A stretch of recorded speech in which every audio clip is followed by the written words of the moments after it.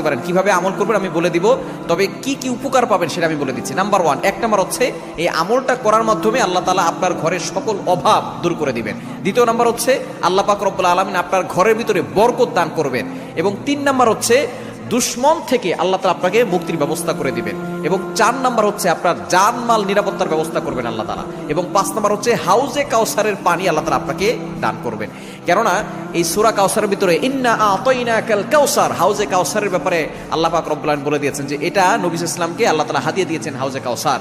একমাত্র আমাদের নবীজি সাল্লাল্লাহু আলাইহি ওয়াসাল্লাম তার উম্মতদেরকে হাউজে কাউসারের পানি পান করাবেন, যা সাদা হচ্ছে দুধের থেকেও বেশি সাদা এবং মধুর থেকেও বেশি মিষ্টি।